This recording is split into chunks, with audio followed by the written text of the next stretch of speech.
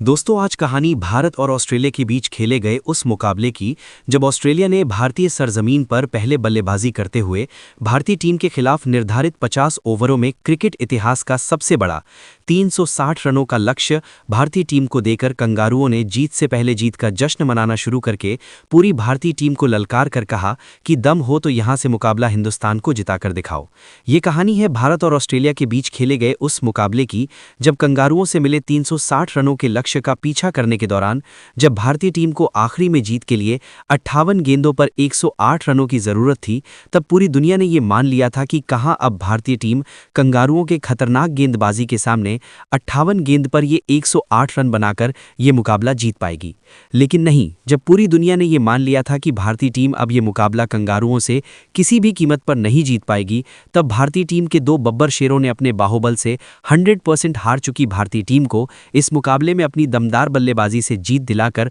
कंगारुओं के सीने पर जीत का झंडा लहराया था।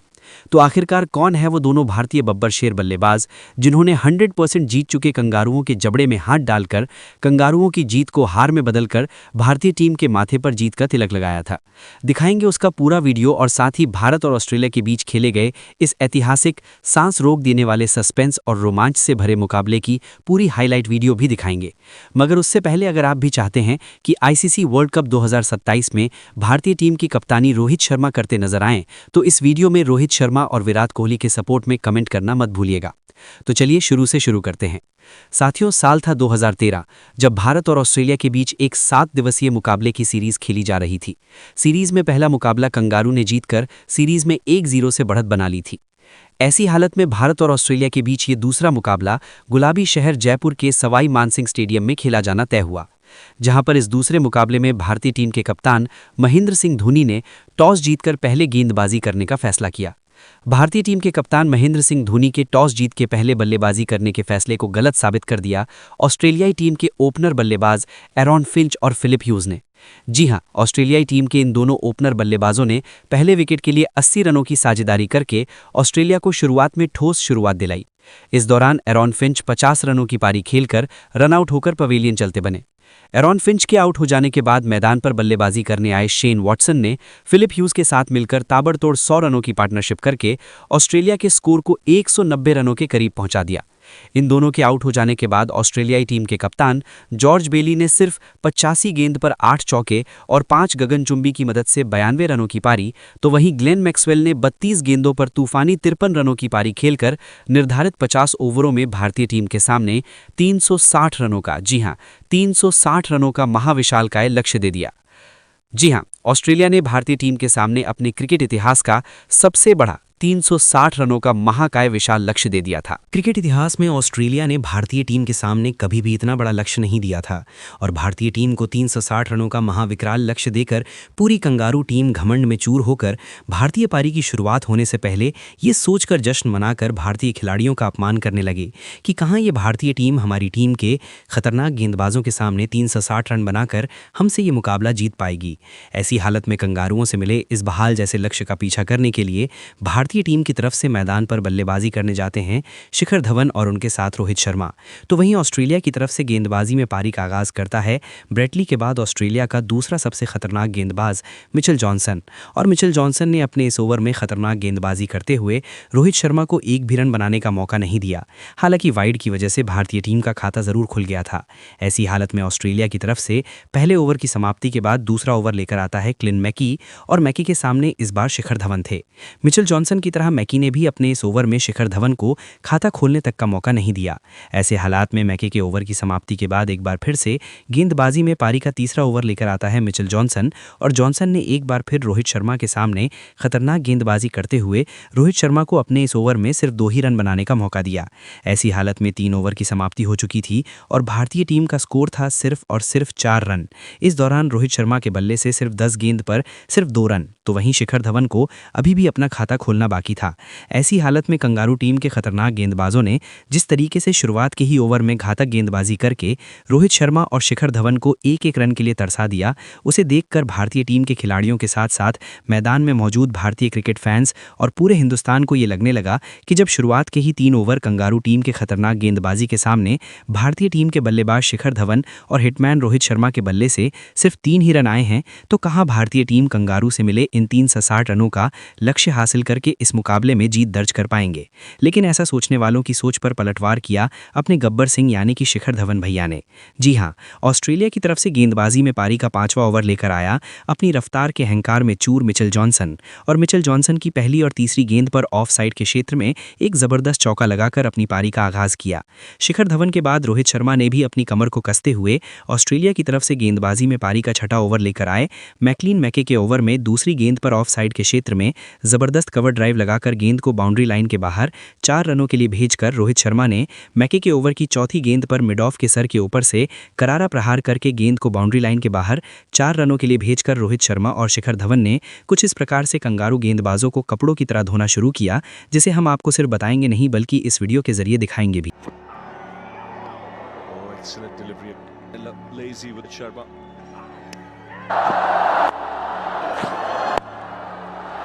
Very good shot.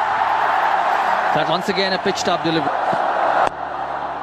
Well, I'll tell you what, he's going to squeeze that ball out. The outfield's got a long way away, but this is going change of bats, and he's got a boundary straight away. Shikhar Dhawan. lovely shot. Quickly played. Time through the offside. There is a bit of pressure. Oh, great shot.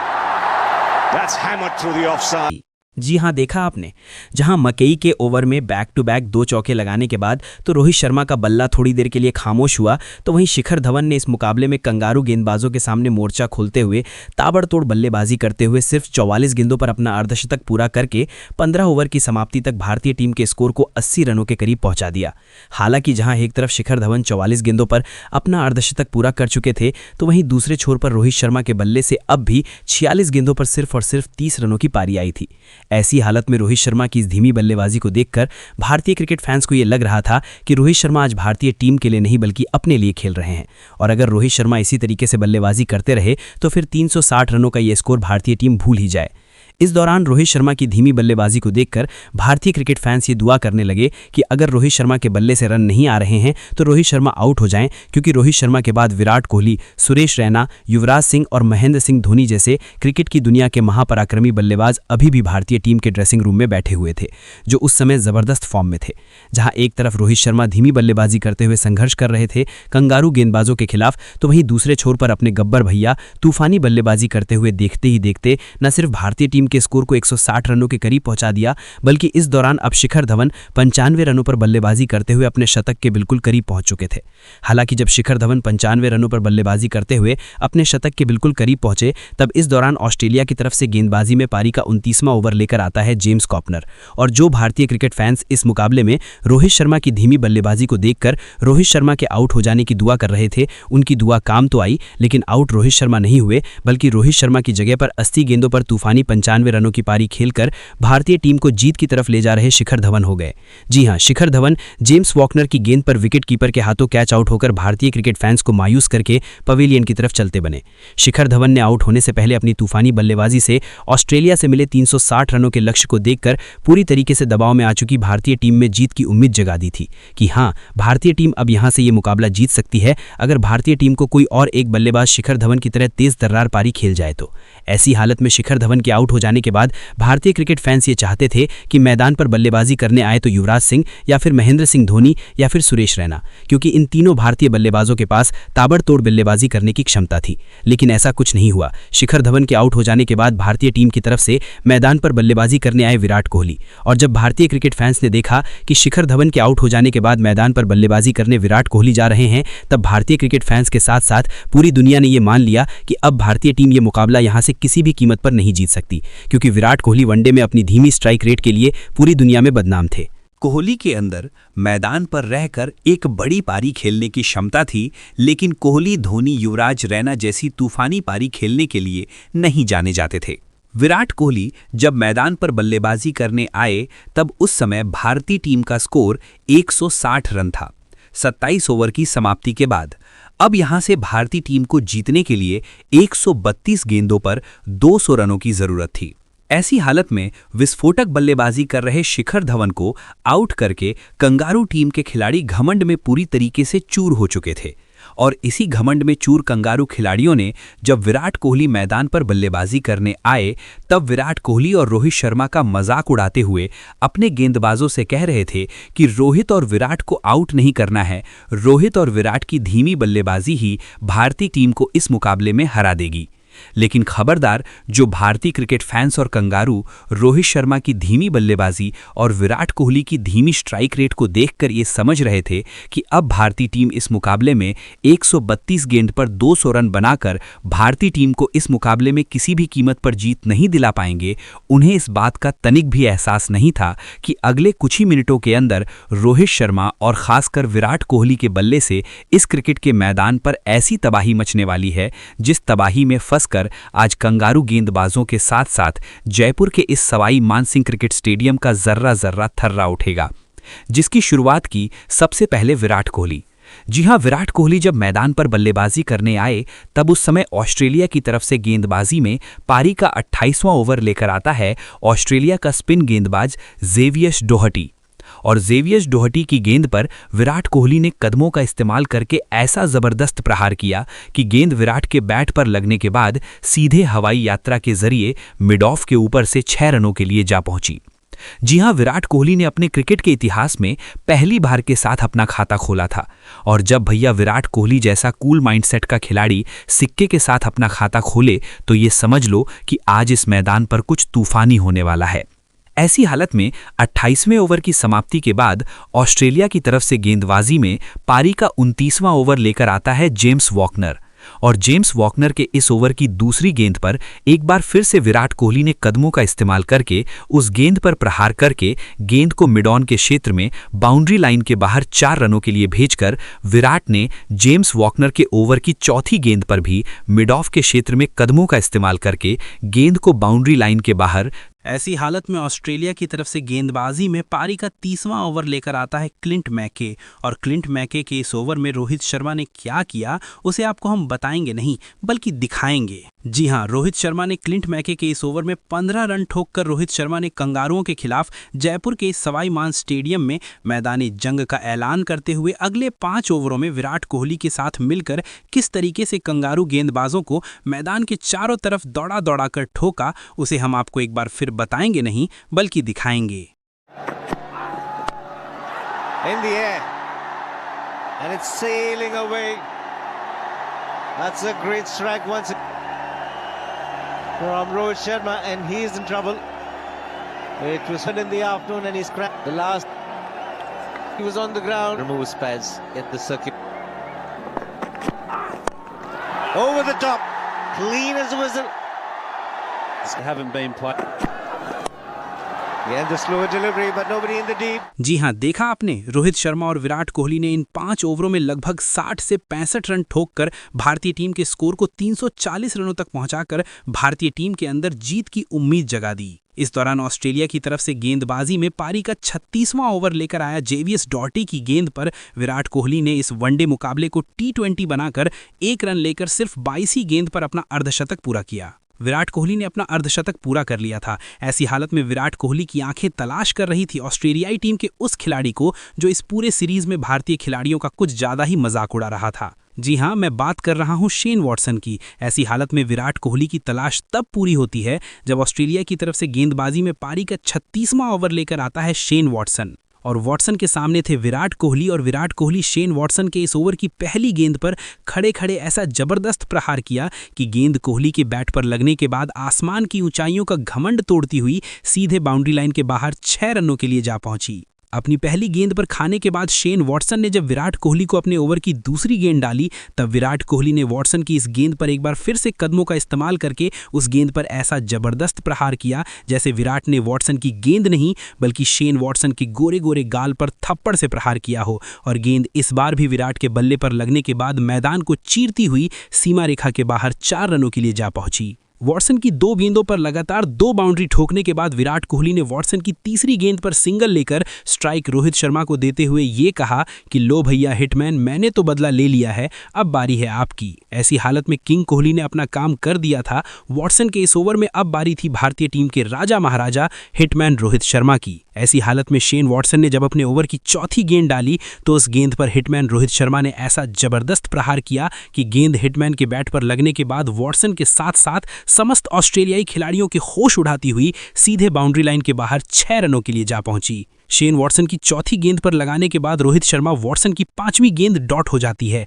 ऐसी हालत में जब Shane Watson ने अपने over की आखिरी गेंद डाली तो उस गेंद पर रोहित शर्मा ने थोड़ा बैकफुट जाकर ऑफ साइड के क्षेत्र में जबरदस्त प्रहार करके इस बार भी गेंद को बाउंड्री लाइन के बाहर 6 रनों के लिए भेजकर रोहित शर्मा और विराट कोहली ने घमंड में डूबे शेन वॉटसन के इस ओवर में कुल 3 और एक चौके की मदद से 23 रन ठोककर 360 रनों के लक्ष्य को देखकर घमंड में डूबे कंगारुओं को इशारों में ये बता दिया कि बेटा कंगारू, ये हिंदुस्तान की सरजमी है और इस मिट्टी ने ऐसे ऐसे शेर बेटों को जन्म दिया है जो दुश्मनों का इतिहास और भूगोल बदलने की क्षमता रखते हैं। वॉटसन के ओवर की समाप्ति के बाद ऑस्ट्रेलिया की तरफ से गेंदबाजी में पारी का 37वां ओवर लेकर आता है ऑस्ट्रेलिया का ही नहीं बल्कि उस दौर में दुनिया का सबसे खतरनाक गेंदबाज मिचेल जॉनसन। और मिचेल जॉनसन के इस ओवर की दूसरी गेंद पर रोहित शर्मा ने ऑफ साइड के क्षेत्र में एक दंदनाता हुआ चौका जड़कर रोहित शर्मा ने अपना शतक पूरा किया। रोहित शर्मा के शतक पूरा करने के बाद विराट कोहली ने रोहित शर्मा के साथ मिलकर किस तरीके से कंगारू गेंदबाजों का बब्बर शेर बनकर धावा बोलकर